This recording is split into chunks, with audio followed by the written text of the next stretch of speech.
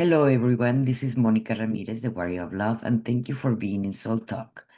Today we have Patricia Barbosa de Silva, and we are going to be talking about juicy stuff. How we can, let me just tell you a little bit more about Patricia. Dr. Patricia Timerman Barbosa de Silva, she's a psychotherapist, author, and founder of Advocate to Create.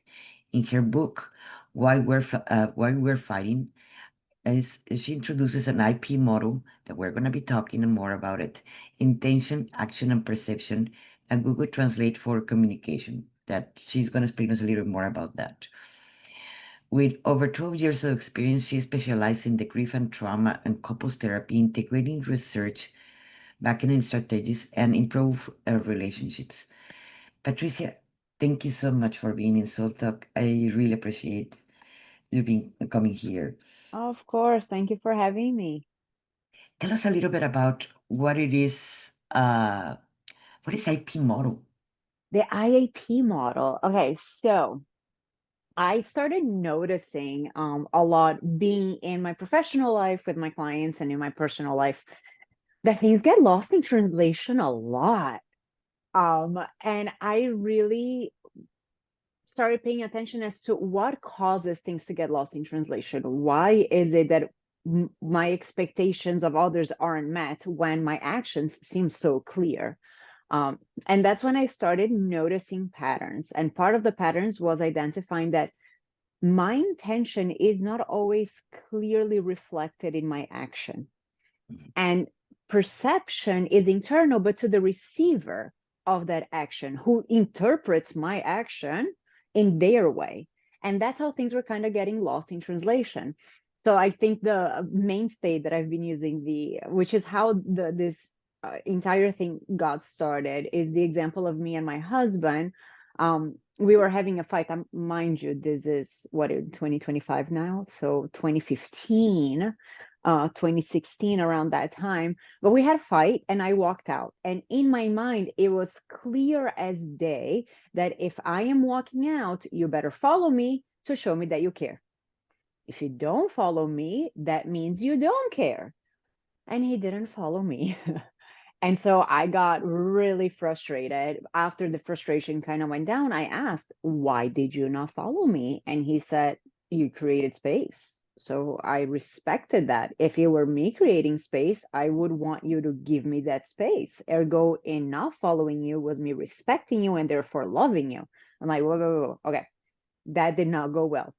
And then I remember another instance when we went traveling with my family, and we do a lot of things with his family, and I wanted to do more things with mine, and we're all at the pool, and he gets up and goes, like, there's one row of chairs, two row of chairs, he goes on the third row, and I got really frustrated. Again, as I'm like walking out of the pool to go to him, my mind is going, why are you so away from everybody? What's going on? And as I sat down, instead of just verbalizing all my frustrations, I asked, why are you so far? And he looked at me, he's like, am I far? Like, when I look up, you guys are right there. This is the only place with a shade. And so, again, right, like, to him, he was close to us, he was with us. To me, he wasn't. So things were getting lost in translation. That's when I became very attuned to our intentions are not always so transparent, or as transparent as we think they are, by our actions. And it can be misinterpreted based on our points of view, how we relate to the world, how the world relates to us is different for me, it's different for you. So it can be misinterpreted unless it is clearly stated. If we have the manual for the intention, not everybody's going to read it. But if we're able to let you know what the intention of my action is, it breaks that cycle. So This that's is the IAP model. wow. This is so interesting because in a way we expect that everybody be a psychic to be a mind reader, and this is so funny because this is bringing attention of myself. What you're talking about with my husband, because he is a non-believer of any psychic powers or anything. He's an atheist and so, and I'm exactly the opposite. The opposite. Okay. So when he tell me why you don't tell me this, like, well, I expect from you. to understand what I wanted even without saying it. Or sometimes it's vice versa. And I say, so you're expecting to me be psychic. And that's when he's like, okay, which one is? Or I'm Yeah. psychic or I'm not psychic, or I'm a mind reader or I'm not a mind reader. Which one is? Because you're so right. People expect that everybody be a mind reader. Yeah. And I noticed that like attached to our intentions for our actions, there is an expectation as to how people would react. And so when they don't react in that way, we then get disappointed, right? Or we get flustered or we get frustrated, which just perpetuates the miscommunication leading into arguments that could have been prevented if, like, one example of the coping strategies, because I like actionable strategies, right? Hence the reason that it's why are we fighting actionable strategies for effective communication? Because I'm like, okay, this is the problem. What can we do? I introduced different coping strategies. And one of them is what I call the preamble. The preamble has two functions. So let's say that I'm venting to you. Most people who are in the receiving end from somebody who's venting, and I can't say everyone, but a lot of the times we think that you want me to solve your problem, right? So as you're venting, I'm trying to pay attention, trying to figure out what you want from me outside of all the other external things that are happening in my mind. So when I give you a solution to the problem, now you start to defend your problem to me because you're likely not ready for the solution. All you wanted to do was vent. The function one of the preamble is me letting you know, hey, Monica, I'm just venting. You do not even need to pay attention. I'm not ready for a solution. Can you be here for me for that? And you can tell me yes or no, right? Versus, I really want a solution. Can you help me figure this out? But please let me say it first, right? So I'm letting you know what you need from me. The secondary version of or function of the preamble is when I tell you the intention of my action before it gets lost in translation, right? So sometimes I can say, hey, the reason that I'm sharing this is because I don't want to create resentment. And I noticed on our last interaction, something kind of stayed with me. So I just wanted to let you know to release it from me and for us to grow from it, as opposed to like just getting into the argument or just saying, hey, you hurt me. I'm letting you know the reason that I'm saying it is because I don't want this to stay stuck in me. It's a positive reason. That take me to a comment that a long time ago I heard about what it was boundaries. That the boundaries basically was to keep people inside, not outside. Because you're telling them, you're stating how do you want to be treated? What do you want? Yeah. And so if you're saying setting a boundary from someone, it is because you want to continue that relationship with that person. Yeah. Not to just And cut. and sometimes without the preamble, what I notice is I just go straight into it. The receiving individual doesn't know where you are going with it. And so defensiveness may come. Even a friend of mine, yesterday, we had a wonderful conversation and she shared, she used the preamble and saying, hey, I just wanted to let you know, like, to release this from me because our interaction, like, this is how come I felt this way, and so on and so forth. And initially, I think it is very normal for us to be like, no, that was not my intention, like, and defending ourselves. But then being able to be like, no, she gave me the preamble, and the preamble, this is a positive, not a negative. Shut up, listen, right? And so it allows for that, for our mind to shift from that initial response to no, no, no, no, no, listen to the intention. Yes, Yeah. that is so true. Life, the world will be very different if everybody hears the intentions of everybody. You can say yes or no, it doesn't matter, but at least we listen to each other. Yeah, and we have the right to disagree. Like, I have the right to say, like, I understand your point of view.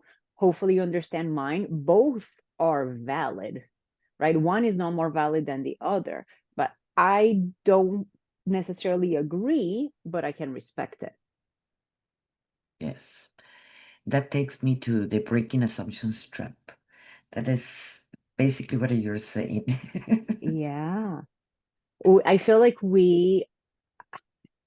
it was funny. Again, in the conversation with this friend, we were talking about action reaction, and I noticed that I don't know where the action begins, but I noticed that we're often and simultaneously reacting to each other, right? So depending on how you're looking at me, like you're nodding right now, which tells me, okay, she's interested, right? Versus like if you look to the side, I'm like, oh my God, she's not so interested. So please stop talking, right? So we're making assumptions on the most micro like movements, not just words, but non-verbals. And it's a continuous reaction to each other because if you look to the side and I took that as, oh, she's not interested in the subject, like me move forward or stop talking, and I stop talking. Now you're reacting like, oh, okay, what should I do now to make sure that she feels comfortable? Do you see what I mean? Yes. Yeah. Just to notice, I have my notes in this side.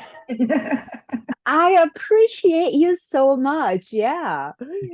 Right. Cause it's like I am gonna be looking to like when I have my clients, I'm not an auditory learner. I'm visual and kinesthetic. So I always have my notes. I'm always writing. And I let them know like sometimes I'm typing it or sometimes I'm writing on a paper. And I love when I get to repeat back to my clients what they just told me. Love it. You have a kinesthetic, right? It's a different process. We have to involve our senses and the sense of touch to really get through that, right? And so I'll let them know if I look down or if I'm looking away, if you hear me typing, it is from this, Yes. right? Because if you don't know, you're gonna assume. And the assumption is often not the most positive assumption. Let's go there because that is a very important part that not everybody understand or knows about that everybody learn in a different way. We're not cookie cutters as human beings. Oh We're all my different. God. Yeah. I love whenever I teach, I love asking my students, how do you learn best? Right? Are you kinesthetic? Are you auditory? Are you visual? So I can incorporate everything. I have a really good friend of mine in class, mind you, doctoral, like PhD, and she's the individual that if she's not talking to you, she needs to be doing something to be listening. If she's just looking at you, Yes. so in class, as the professor would be talking, she's playing Candy Crush. But that means she's paying attention. She needed that to pay attention. If you are not aware of the person's needs, what would you think of the individual who's playing Candy Crush while you're teaching that? Like, so disrespectful. But it's not. And I appreciate what you said, right? Like, how do people learn best is so important. How do you process information? That is so true because I tend to do that when I'm watching a movie, I'm playing a game, and everybody in my house all the time yell at me, "You're not putting attention." Like I am putting attention to the movie. I can't even tell you what they say, but to put that attention, I need to actually be playing, or else I will. The movie just blank out and I go into a thought, into another thought, and another thought, and I did not put attention to the TV. Yeah. Everybody is different. Everybody's different. And we in the trying to control everybody as our own self, that doesn't work. No. And like I struggle with anxiety, right? So it's funny because there are certain shows that I can't watch because I already know I'm really good at knowing what's going to happen. It's really hard for a show to be able to make me wrong. And because I know what's going to happen, and because the majority of times it does happen, just the thought of the process of it will stop me from actually being able to watch a show. It disproportionate 100%. That's where my anxiety comes from. I've gotten much better with it. But I noticed that while I crochet, it's been a long time since I crochet and I just picked it back up.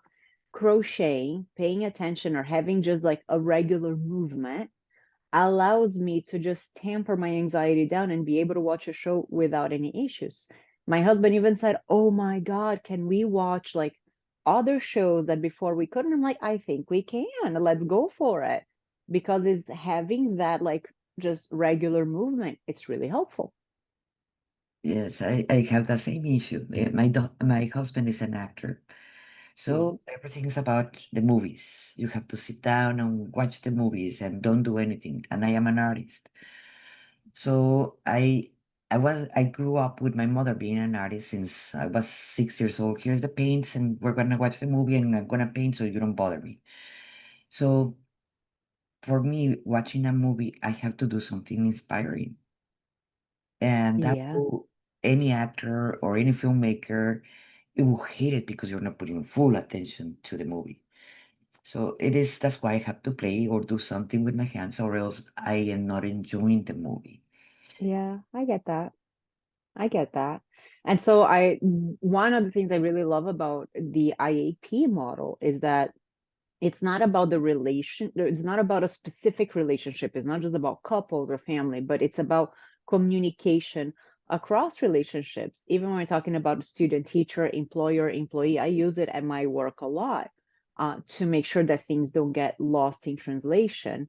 Um, I am working with myself on allowing myself to not have to over communicate. That's like a personal thing of mine because I notice that I tend to do that, but it's communicate enough that the other person is aware. So an example that I can give is with another friend of mine.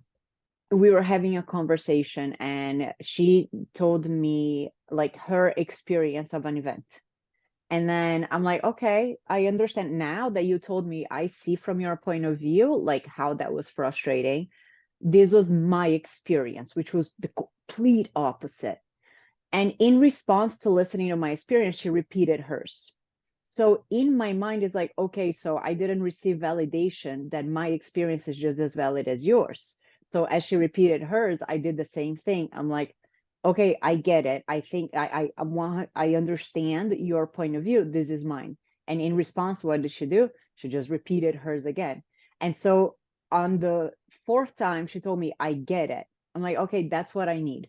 Right. So now I know moving forward, and I express like, when you hear my point of view and you understand that, just let me know. Yeah, yours is just as valid as mine. I get it. It's just different. Without that, my assumption is it hasn't registered. It hasn't registered. It hasn't registered because all we're doing is repeating that same loop.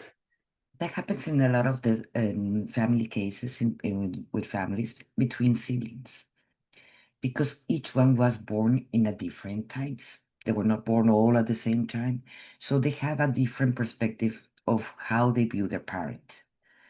When the parent was young, when the parent was old, when the parent was old, it was different. Really, it was different times. Even it was in the same household, but each one has a different version of the parent or the situations that each Yeah. one passed with their parents.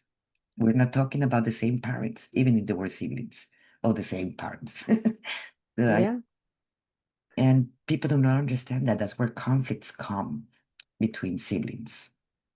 I mean, for sure, I have my sister who's the oldest, my brother, the middle brother, then me, and then 12 years later came my little brother, from my dad and my stepmom. And I say that my sister would always like my mom would allow her to do a lot of things, right? Like because my mom came from like strict household, she wanted to give my sister freedom. So my sister would often want my mom to say no to her and would put that complaint in. And in response, I got a lot of no's. And so I told my sister, I'm like, I get that you're frustrated with it, but I'm receiving them. So can you please stop asking mom for no's because I'm getting all of them. Right. But it is different. Or even my little brother, like he had an intact family between my dad and my stepmom. So his relationship to them is different from my relationship to them. I moved here when I was 14. My dad stayed behind. So my relationship with my dad is very different from my little brother's relationship with his dad. And then my dad's relationship with each of us is different as a result as well. Yes. And if we understand everybody, the world will be very different because we are not the same, even if we were in the same household in the same time. We're going to have a different perspective. Yeah. So that is very, very on point. Now, I'm the hidden language of relationships. Why we keep misunderstanding each other. Where was what we were talking? That then I would like to talk about the why suicide grieves in a different way for when we lose someone. Okay. So when we shift to grief, which by the way, I use the IAP a lot with grief. Grief can be very different depending upon it can be, of course, culture, religion, relationship, but also cause of death, right? We have in the DSM when we're talking about how to help somebody with their grief. We have what we call uncomplicated grief or regular grief, which includes the cause of death being a sanctioned cause of death, like death due to a heart attack, death due, like something that is expected. We have the difference between the expected and the unexpected. And that the grief responses, which by the way includes a state of depression. When you think of like the Maslow's pyramid of hierarchy, our relationships or families, they're part of that Maslow pyramid for us to get to that self-actualized space where I'm able to think about my manicure and pedicure, right? And things that seem trivial when we are in the moment of like losing someone. So one of those stages is taken out from under our feet, like the rug was pulled from under us. So it's hard for us to function on that actualized self when we're having to rebuild our pyramid. Um, but the cause of death can be very impactful as to how we experience grief. I work a lot with suicide grief, or even when we talk about like grief to COVID, we had the initial grief to death by COVID where we couldn't say goodbye. We had to say goodbye via Zoom versus, as it progressed, now we're able to say goodbye and have funerals and have our rituals. So those are very different, not to even talk about the political impact of deferring like polarizing views related to COVID that impacts people's griefs. Uh, but in the grief world, we have what I said, the uncomplicated grief and regular cause of death. And when by Dr. Doka, he coined the word disenfranchised grief. And disenfranchised grief are grief due to causes of death that are not sanctioned. So suicide can be one of them. The loss of somebody due to an affair, you can't necessarily say that that person, you're a negated griever because your relationship was based on secrecy. So how can you be mourning so deeply about somebody that you supposedly don't know or have a relationship with? Um, Death due to HIV, that, because of there are prejudices in relation. So even adoption, right? The grief of giving a child up to adoption or abortion. So these would be considered disenfranchised grief. And because you're not sanctioned, we need to put up a facade for the world in fear of judgment. And it can impact and increase our symptoms or grief symptoms or bereavement experience that would fall into generally known as complicated grief became now in the DSM became known as prolonged grief experience. How long is supposed to be last a grief period? So usually what we see, right, when we talk about regular grief, about like up to like 6 months or so, you will feel it. Like when I think about it, my uncle who passed 2 years ago now, my uncle who passed, his death was was unexpected, but it was a sanctioned death. It was a regular death. And so I feel it when I think about him, all the emotions flourish, but it does not impair me, right? Versus death due to suicide, for example. There are a few studies, actually very few studies, but what I've noticed, I used to facilitate for about 10 years groups for survivors of suicide loss, and it takes about 3 years. The first year is very surreal. Um, some of the group members would call it like the suicide fog. Like it feels like it just happened yesterday. but we know that it was like 2 or 3 months ago, and I have difficulty concentrating. My irritability is a lot higher. The despair, one of the prominent aspects of suicide grief is that loop, right? Thinking about the last times that I met with that individual, what could I have done differently? Guilt is huge because as rational individuals, we want a solution. But with suicide grief, there is a piece of the puzzle that's missing. And when we don't know who or what to blame, we blame ourselves or we select somebody to blame. So guilt and the lingering thoughts, the what ifs, are really prominent aspects of suicide grief. That sense of a depressive state, feeling very different, unable to move on because I'm fixated on those last days. I noticed that the second year is a different pain. So we go from surreal to real. Now I know this is my reality, but I hate this reality. I don't want to accept this reality because it sucks, right? I can't believe that my person actually isn't here.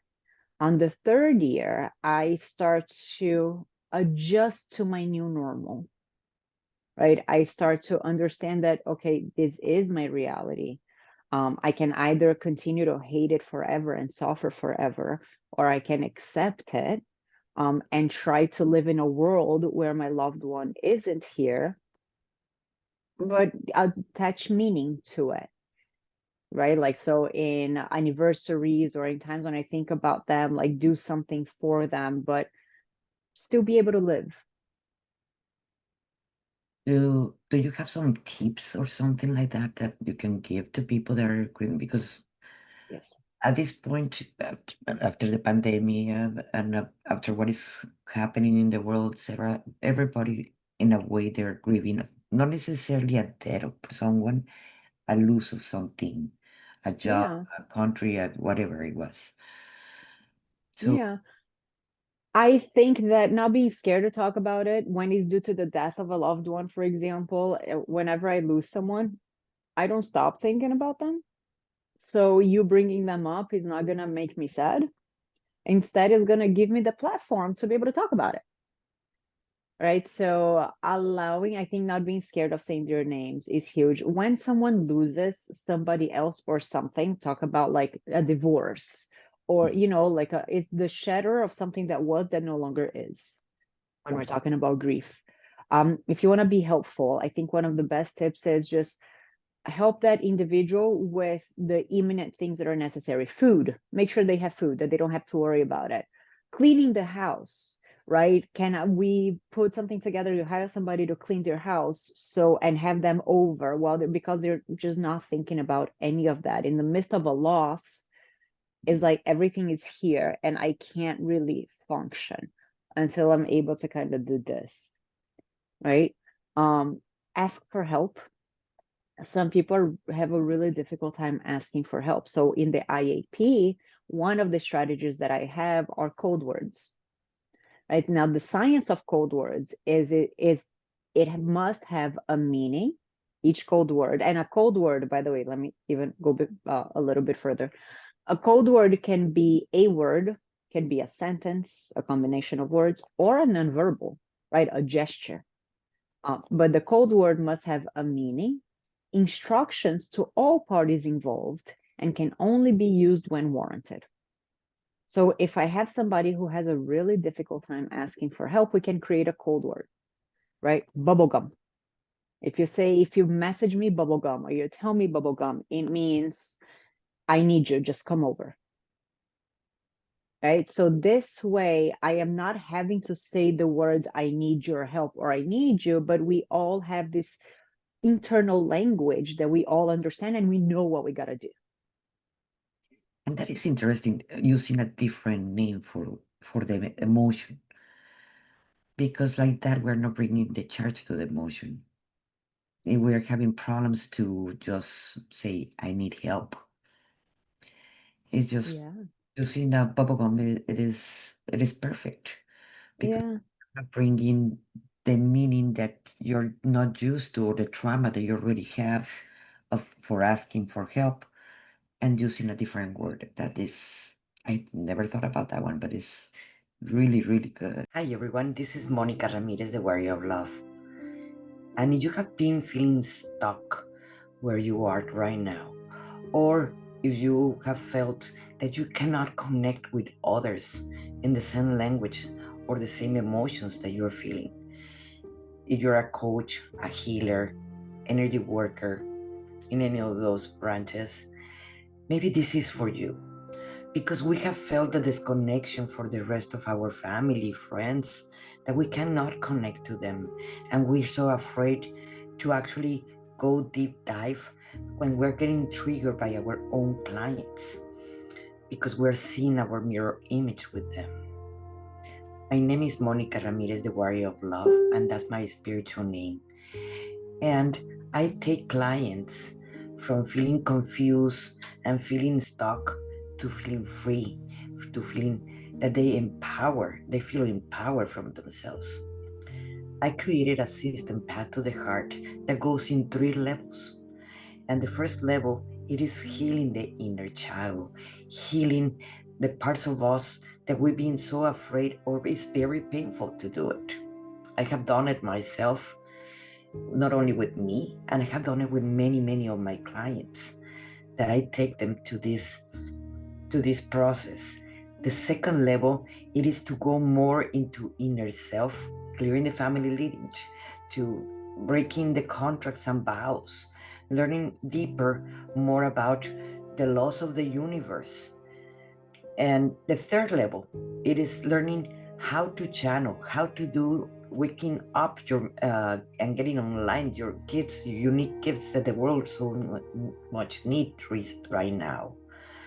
So if you wanted to know more about this, I am eager to show you and to teach you all what I know that I use every day in my life.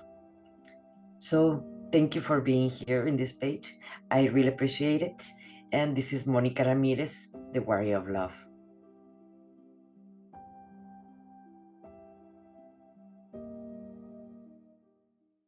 Yeah, I remember in a group there was, I don't remember who it was, but there was this one individual who said, like, in my cultural background, we don't do emotions.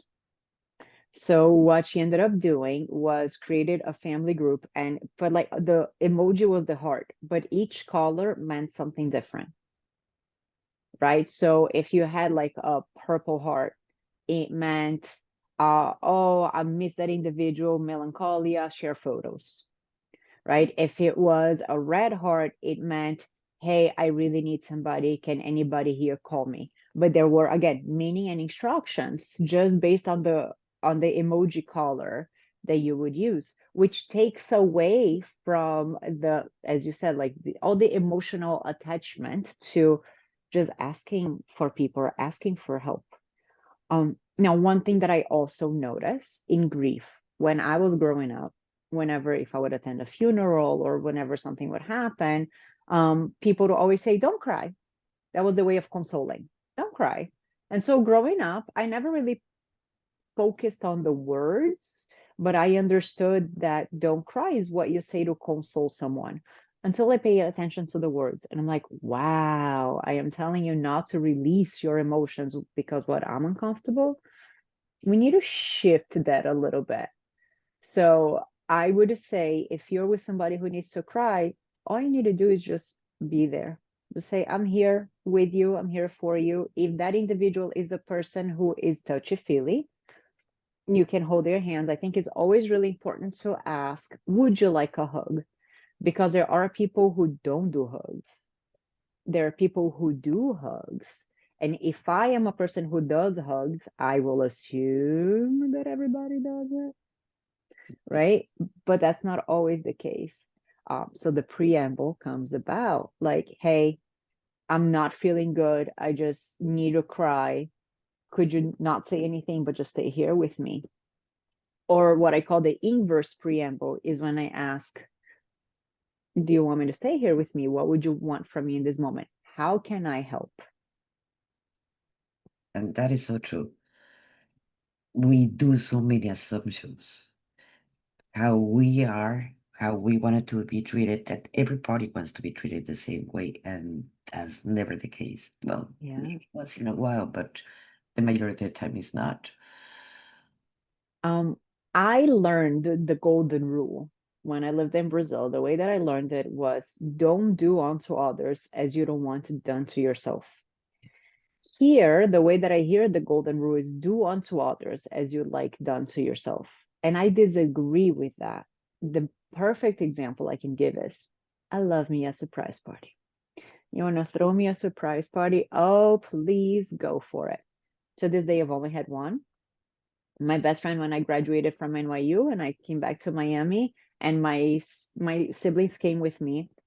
And then instead of driving home, we drove to my friend's house and she had a surprise party to celebrate my graduation. I was like, oh, that is so sweet. But because I love me a surprise party, the first year my husband and I were together, it was his birthday. And so, surprise, surprise, I had asked our friends to meet us at a restaurant.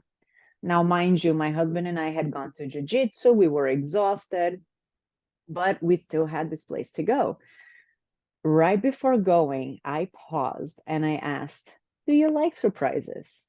And he looks at me, he's like, I hate them. Um, And so I told him, okay, just so you know, it's not going to be just us. Like our friends are waiting for us at Fujihana, at the restaurant, which is a restaurant that we love. So, and he said, I'm very thankful that you told me, because had we gotten there and I saw everyone, like the amount of energy that I was prepared for was not the energy for that. So now I can prepare. I would have been really frustrated with you. So I think that don't do unto others as you don't like doing done to yourself allows you to know I don't like this. And that's a kind of question like, does the other person also not like this? Do they like this? So for me, going back to boundaries, because you used the word boundaries before, um, what I say is my golden question is what do I need from you to give you what you need? and this take me to the question about control, Mhm. because that is the base of all of this conversation, basically what we're talking about. Because you have to be like me. You have to like the same things like me. So it is about control. Like you have to enjoy a surprise party as me. I'm not talking about you and specifically, but this I is get it. the majority of the human population, that we assume that everybody has to be like us. And if not, we're gonna make them like it. Yeah, I'm gonna teach you to like this. Yes. Please. Yeah. It never worked, but that's where it creates a lot of trauma. That's where it creates a lot of issues, conflicts, etc. Yeah. Of I agree. And even the way that we talk, like growing up, my so my parents divorced, I was 3. I wasn't as attuned as to I think how much it affected my way of communicating. And so I started doing podcasts and people ask me about like where did this come from? And so I started thinking about it. My my older sister, my middle brother, and I, because remember, my little brother came like 12 years later. So when we were growing up, the 3 of us were really close because my mom was figuring out her life, my dad was figuring out his life. We actually had to come together and say, hey, we don't want to hear you guys talking about each other. But as a result, my sister kind of raised us. And we didn't have, like, as a kid, I mean, I was 3, she was 8, right? My brother was 6. We didn't have those diplomatic ways of talking. We'd just be really direct with each other. So to this day, like if I need something from my sister, if I'm frustrated, we're able to directly speak with each other. And sometimes our directedness comes out as rudeness. yeah, Now, my father-in-law is the son of a diplomat. My husband is the grandchild of a diplomat. One of my best friends that is very similar to my husband's way of talking grew up in the same way. So they have the tendency of going around with words or reading between the lines, whereas I don't do reading between the lines, right? I'll tell you what I want to say and what I mean by what I want to say. So without us understanding how we communicate differently, this would just never work. Because if you're trying to read between the lines when I have no in between the lines to give you, whatever you're reading is not what I'm saying. And if I give you things at face value and I'm taking what you are telling me at face value as opposed to reading between the lines, I'm also not getting what you were trying to say either. So understanding our differences allow us to ask questions or to shift our thinking. Does that make sense? Yes. Yeah. It do. It is a little bit still a little confusing, but it's about understanding the needs of each one, that we're all different. Yeah.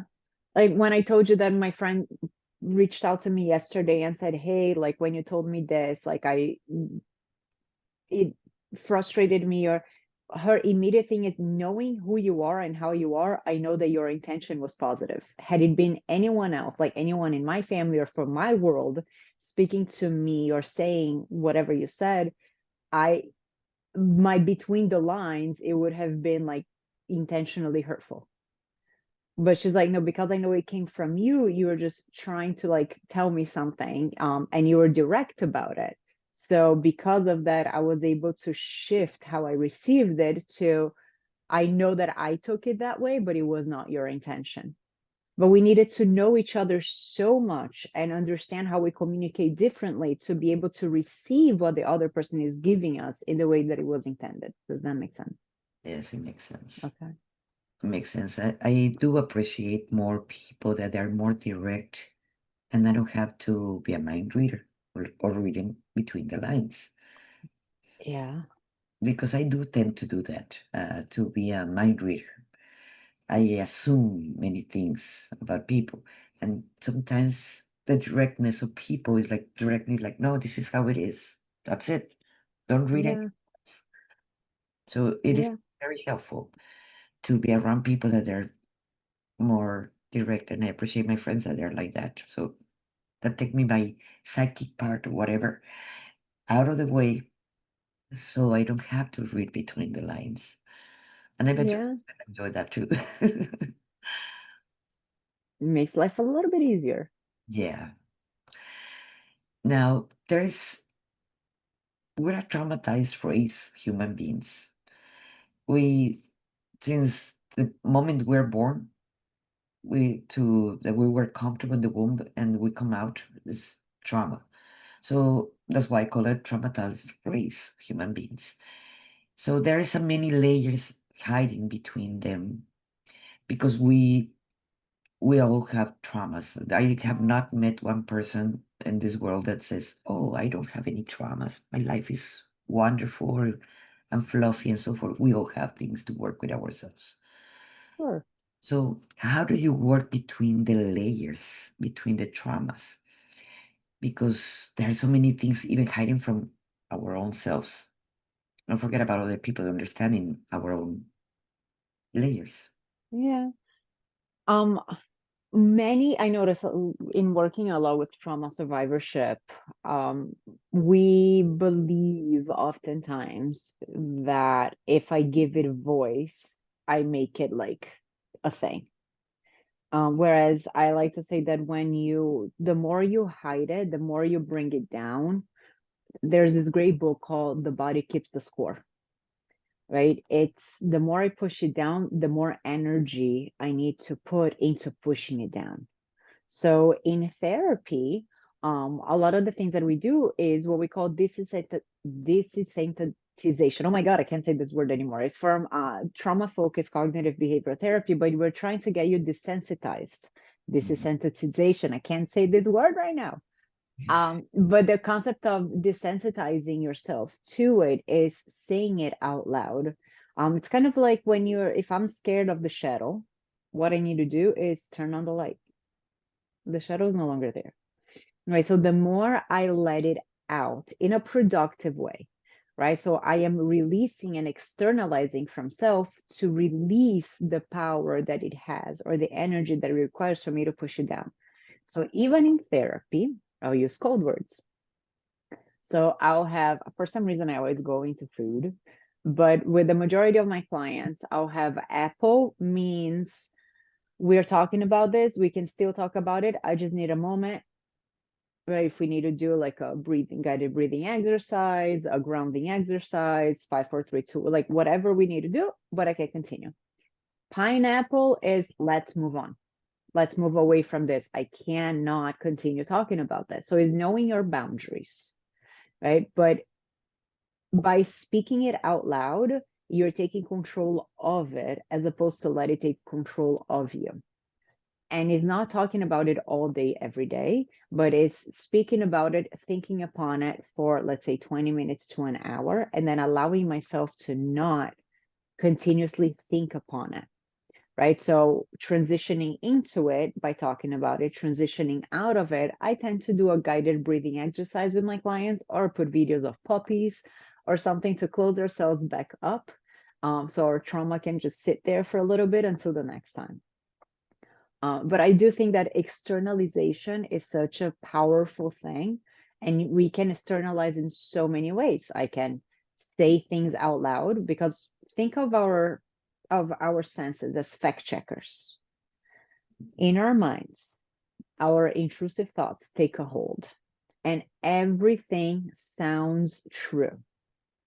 When you hear yourself talking, the first filter are my ears, right? Is the first fact checker that I'm able to differentiate between what I know from my assumptions, what is true from what's BS, right? If I involve even more senses, so if I'm writing, journaling becomes really big. As I'm writing things out, it's the sense of touch, the sense of vision. If I'm saying it out loud, the sense of hearing. I like to vent in the shower because the water is hitting my body, which is soothing. I'll put music on. So there's the sound of music, the sound of the shower. No one can hear what I'm saying. And I will just release everything. So I'm using different senses to externalize whatever is in here. Does that make sense? Yeah. Okay. And I would like to talk out with you about something that you do that is about the immigration and mental health. And first, let's talk about it. How do you approach it? Okay.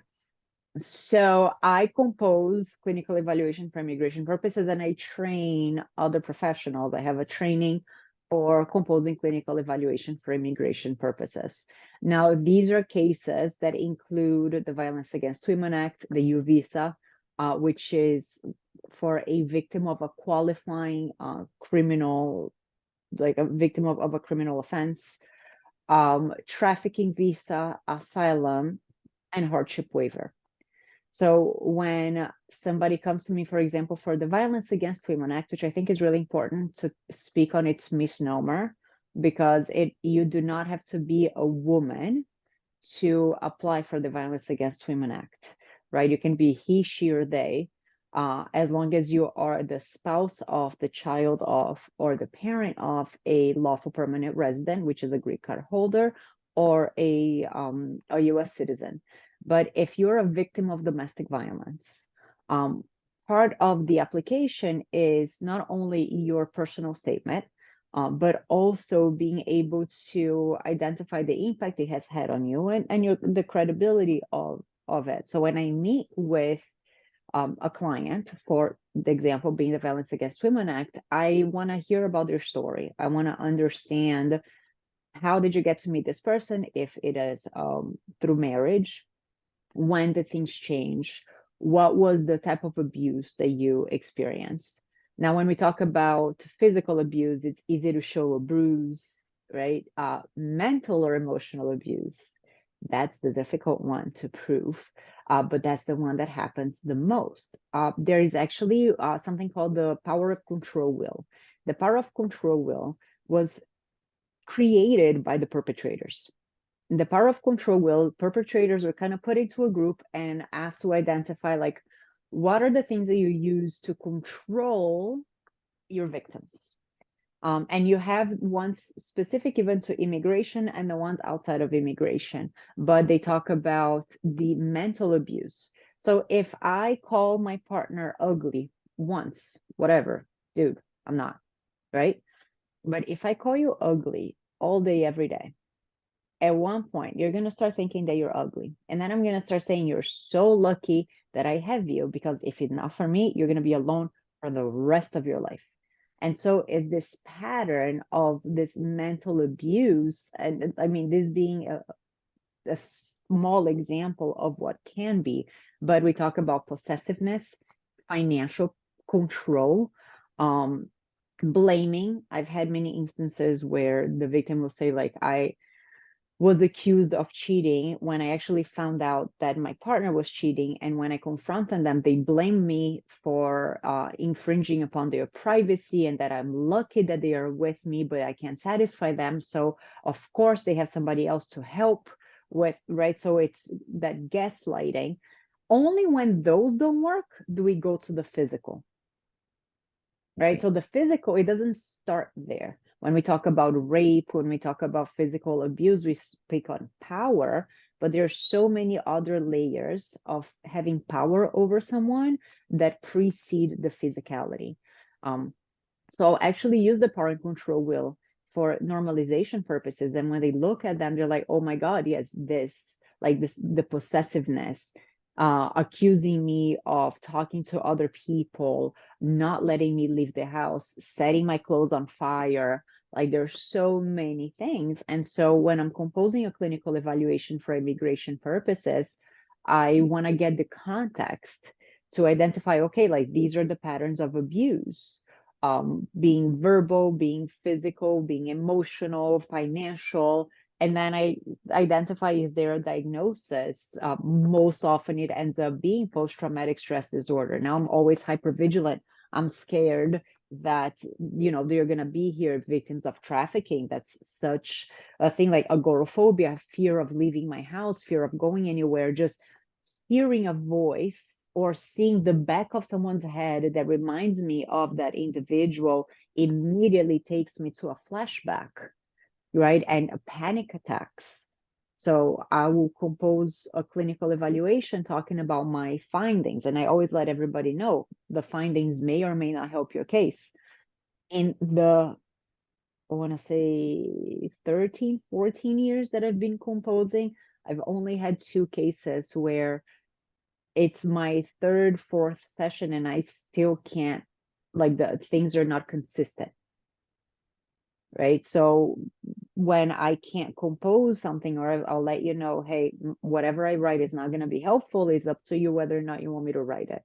Um, but all the other cases that I've worked with, usually I will meet with somebody between 3 to 6 sessions. By the third session, I already know your story. Right now, I'm looking at the impact it has had in your mental health. Yes. This is, and this happens a lot. Yeah. I was I just discovered that I have PTSD because of something like that I passed through my last marriage. And this is very, very common, but the people do not want to talk about it because there is shame, there is blame, Yeah. there is embarrassment. There's something to be said when we go through trauma, depending on what it is, right? Example that I can give is like sexual assault. You will see that it can take sometimes years, it can take a decade for somebody to find the courage to speak or to talk about it, because it is so painful that one, I want to close my eyes and pretend it never happened. But when I close my eyes, I can't help but to relieve it all day, every day. And I don't they, want to go, please. and that even happens in a lot of marriages. Yeah. People do not want to say, like, how I'm gonna say that my husband raped me or my wife raped me, or like they don't want to talk about it because in the social norms, that is not possible to happen. I had a client from a particular patriarchal cultural background, and in expressing, you know, the sexual assault, her response was, "I didn't think it was rape because he's my husband." Mhm. Mm, I'm like, if I had to define what is rape, what is consent, what is not consent, in spite of whether or not you are married or you aren't. But some cultural backgrounds will silence the person who is experiencing it because it falls under the norms of marriage. That is so true. how people work with you, Patricia. Um, so to find me, right? From for therapy, I have myself and my wonderful colleague Michelle Hart at advocatecreate.com. We provide psychotherapy across Florida. So we can do, I am located in Miami, Florida. So I do see clients in my office in Doral on Wednesdays, but otherwise we do telehealth. For trainings, I have the advocate to create.teachable.com where professionals can go, or even the population in general. I have a few videos on anxiety. I need to do my videos on the IAP model. I haven't yet, shame on me, but I will. But you can do trainings where, like, once you purchase it, it's yours, right? You can go back and forth. One of the actionable strategies for anxiety management that I have is called muscle exhaustion. So sometimes when we have a lot of anxiety, we need to be able to release it. There's something called the curvilinear of anxiety. So think about it as like a pedometer, right? From like zero to, let's say, zero to 180. If you're like right here, there's like very little anxiety. You don't have like the motivation to do a lot. When you're like, 90, 125, anywhere around here, you have that peak anxiety, that motivation to do things. But once you go past that, now you're getting to this space where it's too much energy for your body to contain. It's kind of like an energy surge in the house. When you notice if you have an energy surge, your appliances go, it's the same thing. We get frozen. So I cannot try to continue to act as if I were here when I'm here because I'm frozen. That's when I feel restless, impotent, unable to do things. So I need to defrost.